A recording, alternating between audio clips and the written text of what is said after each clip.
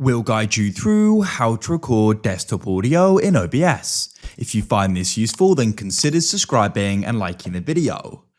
This means you're going to be able to capture and record the audio coming from your computer, like game sounds and other sounds that it outputs. So make sure it's your full guide as we guide you through how this is done. To get started, come to the bottom right of OBS and go and find the option for settings, and you can click there. This will then go and open up. Now, what you need to do is come over to the left and come down to audio, and you want to go and click there.